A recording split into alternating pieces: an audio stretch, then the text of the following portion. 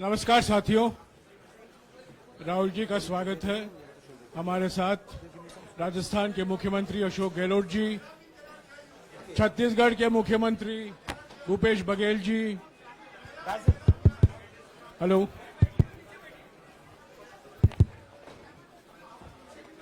Doctor अभिषेक सिंघवी और हमारे संगठन के महामंत्री केसी वेणुगोपाल जी मौजूद हैं। मैं राहुल जी से गुजारिश करूंगा, वो पहले आपको संबोधित करेंगे, बाद में आपका सवाल जवाब देंगे। राहुल जी। नमस्कार। मैंने आप सब से काफी बार बोला है कि हिंदुस्तान में लोकतंत्र पर आक्रमण हो रहा है और इसका हमको हर रोज नए नए उदाहरण मिल रहे हैं। सवाल मैंने एक ही पूछा था,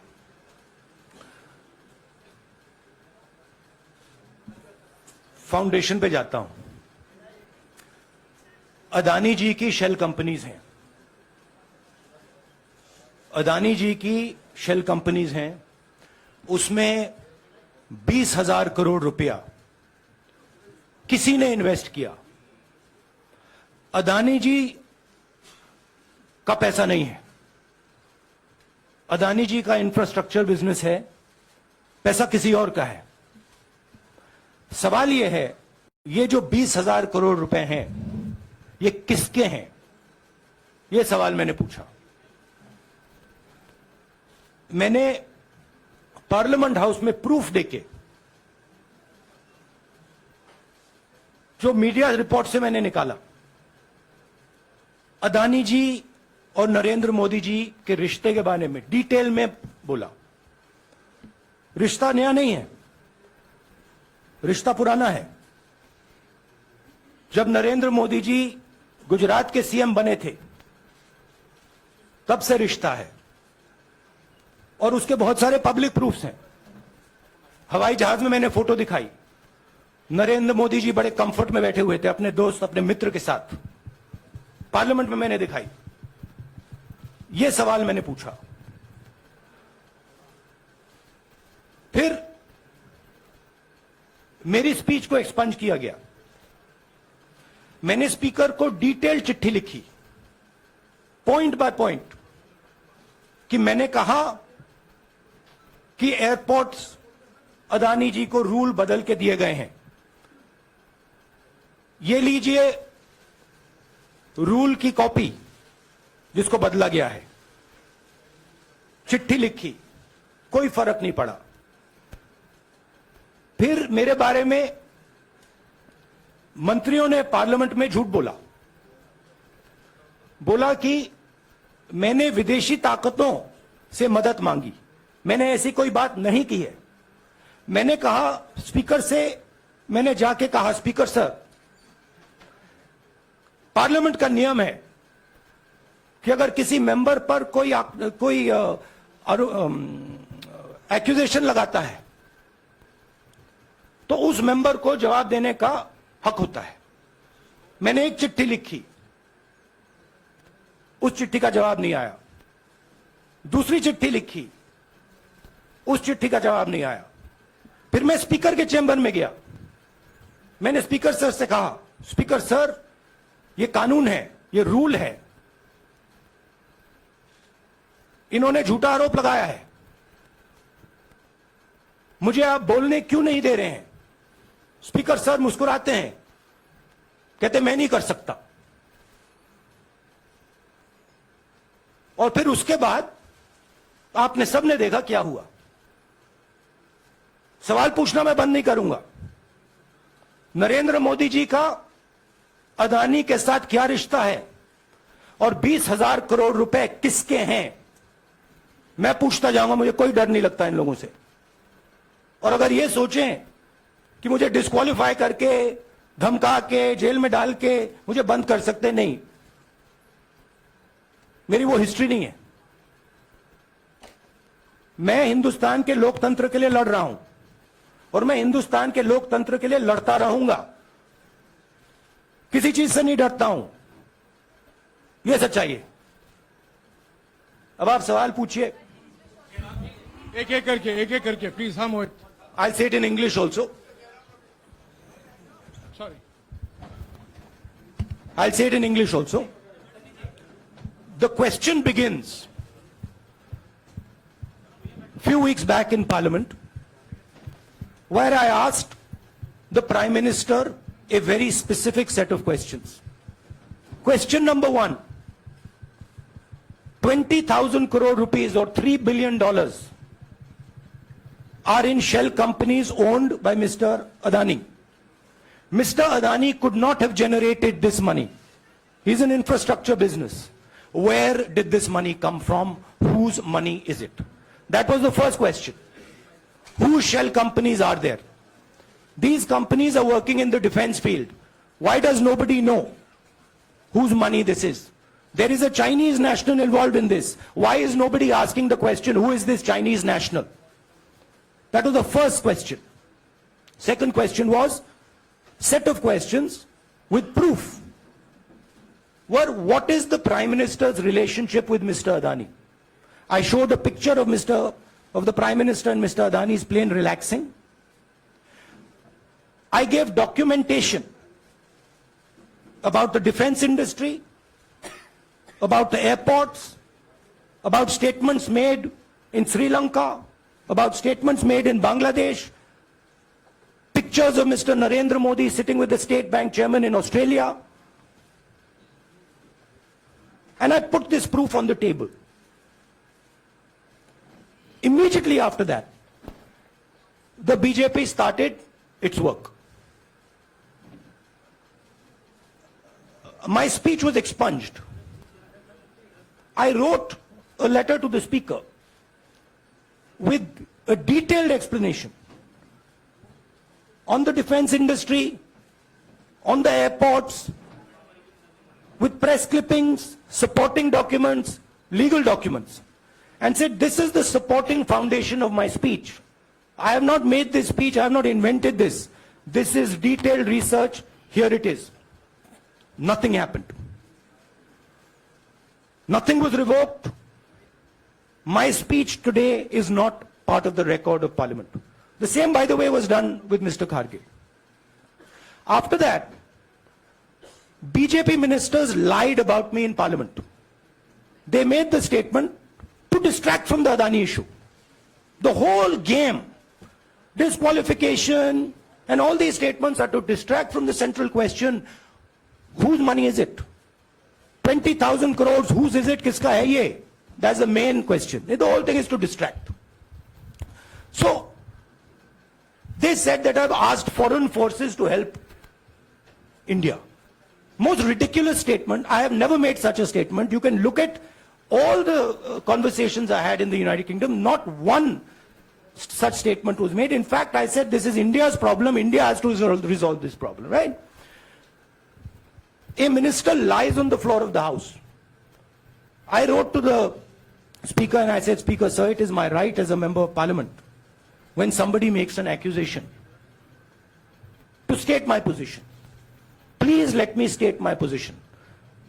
The first letter is not answered. I then write a second letter with more details, saying the names and what was said. Still no answer. I then go to the Speaker's chamber and I say, Speaker, sir, what is going on? We live in a democracy. You are the defender of that democracy. Why are you not letting me make my statement? The Speaker smiles and says, I cannot do that. Come and have a cup of tea with me. Right? So this is the whole drama that is being orchestrated to defend the Prime Minister from the simple question, whose 20,000 crore rupees, whose $3 billion went to Mr. Adani shell companies? हाँ जी मोहित, एक minute, सबको मौका मिलेगा. राहुल जी, मोहित दुबे हूं मैं. मेरा सवाल यह है कि आप शहीदों. By the way, sorry, I just need to finish that. I left out a part. Look, I am here defending the democratic voice of the Indian people. I will continue to do that. I am not scared of these threats, of these disqualifications, of these allegations, of these prison sentences. I don't care. I'm not scared of them. Okay? These people don't understand me yet. I am not scared of them. They are used to everybody being scared of them. I am not scared of them. Right? And I will continue to ask the question, what is the Prime Minister's relationship with Mr. Adani? It is an old relationship. It is a relationship that began when he was Chief Minister of Gujarat. Mr. Adani constructed the idea of Resurgent Gujarat, organized all that. This is a partnership. It's a close partnership. I'm going to keep asking that question. Rahul ji, मैं मोहित दुबे हूं। मेरा सवाल यह है कि आप शहीदों के परिवार से आते हैं। आपकी दादी भी डिस्क्वालीफाई हुई, जनता के बीच गई, आप सत्ता में वापस आए। आज के दौर में राहुल गांधी भी डिस्क्वालीफाई हो गए हैं, क्योंकि तमाम आपने इश्यूज को उठाया, चीन के इश्यूज को उठाया। क्या राहुल गांधी भी जनता के बीच में जाएंगे और वही वापसी फिर से करेंगे? राहुल गांधी भारत जोड़ो यात्रा में 4.5 महीने जनता के बीच में रहेंगे और वो मेरा काम है, वो मैं करता जाऊंगा। हाँ जी अनवर। आज के हिंदुस्तान में जो पहले राजनीतिक पार्टियों को सपोर्ट मिलती थी, मीडिया से मिलती थी, बाकी इंस्टीट्यूशन से मिलती थी, वो नहीं मिलती है।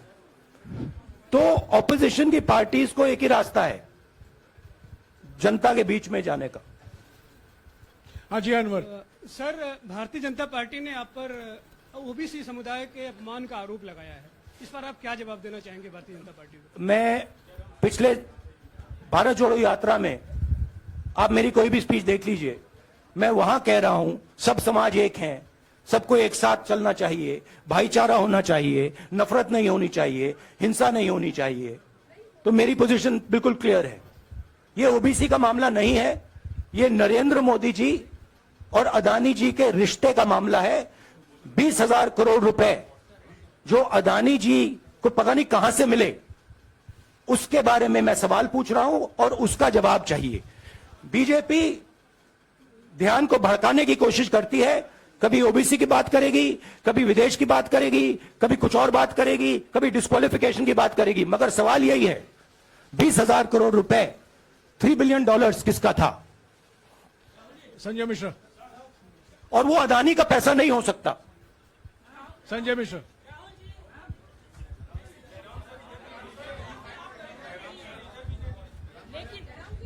आपने कहा आप डरते नहीं हैं, लेकिन स्टेट के टारगेट पे हैं और स्टेट आपके खिलाफ है, पूरी स्टेट, पूरी मशीनरी आपके खिलाफ है। ऐसे में आपके सामने चैलेंजेस बहुत बड़ा है, तो रास्ता क्या है, रणनीति क्या है? देखिए भैया, चाहे स्टेट हो, चाहे कुछ भी हो, मैं सच्चाई को देखता हूं। मुझे और किसी चीज में इंटरेस्ट नहीं है, मैं सच्चाई बोलता हूं। राजनीति में यह फैशनेबल बात नहीं है, मगर यह बात मेरे खून में है। मैं और कोई रास्ता निकाल ही नहीं सकता हूं। तो मेरा काम यह है, यह मेरी तपस्या है, जीवन की तपस्या है, उसको मैं करता जाऊंगा। चाहे मुझे डिस्क्वालीफाई करें, मारे पीटे, जेल में डाले, मुझे कोई फर्क नहीं पड़ता। मुझे अपनी तपस्या करनी है। इस देश ने मुझे सब कुछ दिया है। शांत हो जाइए। इस देश ने मुझे सब कुछ दिया है, प्यार दिया है, इज्जत दी है, इसलिए मैं ये करता हूं। हाँ Supriya. Sir, Rahul sir, BJP के जो लीडर्स आप पे अटैक कर रहे हैं उस पर आप क्या कहेंगे? और इसके अलावा वायनाड, वहां पर जब से खबर गई है, वहां पे लोग बहुत डिसबिलीफ में हैं, प्रोटेस्ट भी इरप्ट हो रहा है। आप अपनी कॉन्स्टिट्यूएंसी के लोगों को क्या कहना चाहेंगे? नहीं, मैंने सोचा है कि मैं अपनी, देखिए मैंने कॉन्स्टिट्यूएंसी में भी बोला कि वायनाड के लोगों के साथ मेरा पारिवारिक रिश्ता है, फैमिली प्यार का रिश्ता है। तो मैंने सोचा कि मैं वायनाड के लोगों के लिए अपनी एक चिट्ठी लिखूं उनके लिए कि मेरे दिल में उनके लिए क्या है। तो वो तो मैं रिजॉल्व कर दूंगा। उनका, देखिए, बीजेपी के नेताओं का काम यही है। देखिए, वो सब नरेंद्र मोदी जी से डरते हैं, कारण आप जानते हो। नरेंद्र मोदी जी ने कहा कि देखिए ध्यान हटाना है। वो सब जानते हैं अदानी जी और नरेंद्र मोदी जी का रिश्ता, सारे के सारे जानते हैं क्या रिश्ता है, सब जानते हैं, मगर डरते हैं तो अगर नरेंद्र मोदी जी ने उनसे कहा कि भैया ध्यान उधर करो, ध्यान उधर करेंगे। मगर सवाल यही है 20,000 करोड़ रुपए किसका है? हाँ जैनेंद्र राहुल जी पूरी कांग्रेस पार्टी, सर पूरी कांग्रेस पार्टी ये कह रही है कि आप चाहे वो गुजरात की कोर्ट ने आपको सजा सुनाई या आपका निलंबन हुआ, ये सब कुछ केंद्र सरकार प्रधानमंत्री के इशारे पर हो रहा है। लेकिन बीजेपी कह रही है कि कानून ने अपना काम किया है। तो जो ये दलील है कि कानून ने आपको सजा दी है और उसी की वजह से आपका निलंबन भी हुआ है, इस पर आप क्या कहेंगे? देखिए, लीगल मैटर इशारे पर ये हुआ है। लीगल मैटर है। मैं हिंदुस्तान के लीगल सिस्टम को रिस्पेक्ट करता हूं। मैं लीगल मैटर पे इस प्रेस कॉन्फ्रेंस में बात नहीं करना चाहता हूं। हाँ संजीव, अगर आपके लीगल सवाल होंगे तो आप हमारी लीगल टीम से पूछ लीजिए। Sanjeev 1 minute Sanjeev.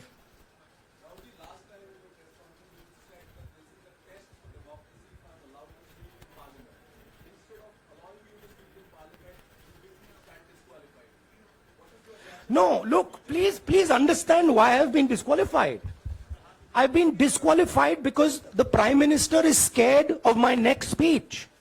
He's scared of the next speech that is going to come on Adani, right? I've seen it in his eyes.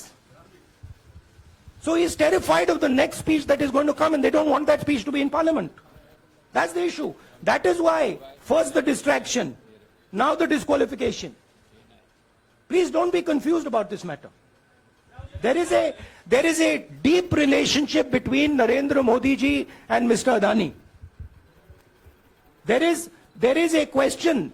20,000 crore rupees have suddenly arrived in Mr. Adani's shell companies. Where has this money come from? Whose money is it? It is, some of these companies are defense companies.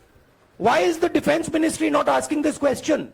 Why is the defense ministry not asking the question? But please explain to us, whose money is this that is being spent on our drone development, that is being spent on our missile development, that is being spent on our ordnance production? Why is the defense ministry not asking this question? हाँ मंजरी please, एक minute मंजरी।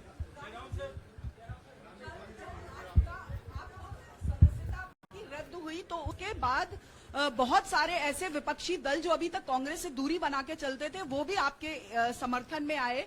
तो आपको क्या लगता है अब वो समय आ गया है जब सारे विपक्ष को एकजुट हो जाना चाहिए?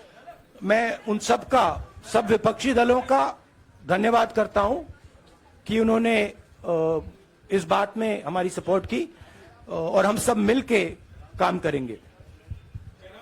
रंजीता जिस बयान को लेकर आपको ये सजा सुनाई गई है, क्या आपको लगता है, आपको अफसोस है उस बयान को लेकर? क्या कहेंगे उस बयान पर? अब देखिए, अब ये लीगल डिस्कशन है, उस पे मैं टिप्पणी नहीं करना चाहता हूं क्योंकि ये कोर्ट में मामला है। मगर मैं जो भी सवाल उठाता हूं वो सोच समझ के उठाता हूं। हाँ जी नीरज। राहुल जी अभी कुछ ही दिन पहले लक्षद्वीप के सांसद मोहम्मद फैजल की सदस्यता गई थी और बाद में हाईकोर्ट ने स्टे कर दिया था। अभी उनकी मेंबरशिप रीइंस्टेट नहीं हुई है। देखिए, तो सुन लीजिए। हाँ। राहुल जी सुन लीजिए, अभी उनकी सदस्यता रीइंस्टेट नहीं है, लेकिन चुनाव आयोग ने चुनाव की घोषणा करने के बाद उसे रोक दिया था। अगर ऊपरी अदालत से आपको स्टे मिलता है तो आपको उम्मीद है कि लोकसभा स्पीकर भी आपकी सदस्यता को बहाल कर देंगे? मुझे उम्मीद में कोई इंटरेस्ट ही नहीं है। चाहे मुझे सदस्यता मिले ना मिले, मैं अपना काम करूंगा। अगर ये मुझे परमानेंटली डिस्क्वालीफाई कर दें तो भी मैं अपना काम करूंगा। अगर मुझे रीइंस्टेट कर दें तो भी मैं अपना काम करूंगा। मुझे कोई फर्क नहीं पड़ता मैं पार्लियामेंट के अंदर हूं या बाहर हूं, कहां हूं। मैंने आपसे कहा मुझे अपनी तपस्या करनी है, मैं उसको करके दिखाऊंगा। आपके लिए नहीं, अपने लिए। रवि एक मिनट रमन। हाँ। एक मिनट रमन।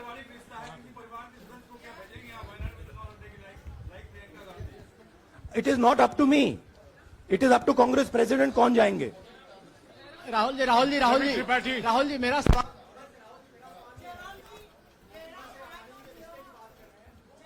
आपके यहाँ बैठे हैं। हाँ। दोनों मुख्यमंत्रियों का भी अडानी जी से रिश्ता है, उनके साथ लेन देन का मामला, उसका कहा कि धंधे का मामला है। लेकिन क्या धंधे ये का मामला मैं- क्या बात कर रहे हैं ये धंधा रोकेंगे ये लोग? जिनके पास जो भी स्टेट का उनके साथ नाता है, जो भी बिजनेस चल रहा है, वो बिजनेस रोका जाएगा क्या? देखिए, सिंपल सी बात है, आप डिस्ट्रैक्ट करने की कोशिश मत कीजिए। 20,000 करोड़ रुपए अदानी जी की शेल कंपनीज में कहां से आए? आप इंक्वायरी कीजिए। अगर बात निकली कि हमारे चीफ मिनिस्टर का पैसा है तो इनको जेल में डाल दीजिए। अगर बात निकली तो किसी और का पैसा है तो उसको जेल में डालिए। हाँ Siddharth, sir, Rahul sir, please Rahul madam sir. 1 minute. Madam आप लोकतंत्र को बीच में मत बोलिए, समझिए। प्लीज। ये जो पैनिक रिएक्शन इन्होंने किया है नरेंद्र मोदी जी ने, इससे सबसे ज्यादा फायदा मिलेगा विपक्ष को। ये इन्होंने हमें हथियार पकड़ा दिया है। ये आप बात समझिए। ये मोदी जी पैनिक में आ गए कि बात निकल जाएगी, ये 20,000 करोड़ रुपए किसके हैं, डर गए, घबरा गए, इन्होंने पूरा सीक्वेंस शुरू कर दिया। ये विपक्ष को सबसे बड़ा इन्होंने हथियार दिया है। राहुल जी, क्योंकि जनता के माइंड में अब एक सवाल आ गया है कि जनता जानती है कि अदानी जी भ्रष्ट व्यक्ति है। अब जनता के माइंड में यह सवाल उठा है कि इस भ्रष्ट व्यक्ति को हिंदुस्तान का प्रधानमंत्री क्यों बचा रहा है। यह मतलब अब सब कुछ बीजेपी के लोग, नरेंद्र मोदी जी सब कुछ इस व्यक्ति को बचाने के लिए क्यों कर रहे हैं। दूसरा सवाल, बीजेपी के लोगों ने कहा कि अदानी पर आक्रमण देश पर आक्रमण है। मतलब इनके माइंड में देश अदानी है और अदानी देश है। बात समझिए।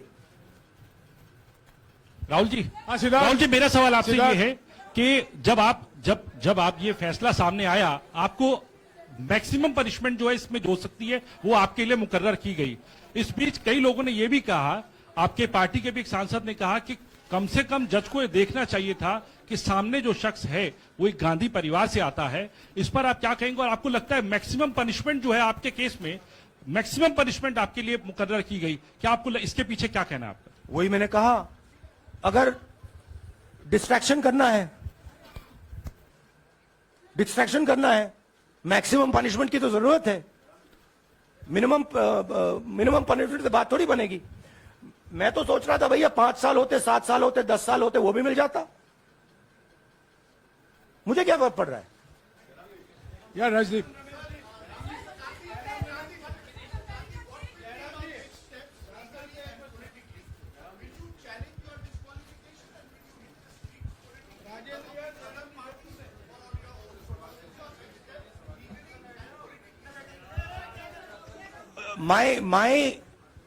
I have only one step, and that step is to fight for the truth in this country and to defend the democratic nature of this country that is under. Please let me finish, Rajdeep, unless you want to answer it for me.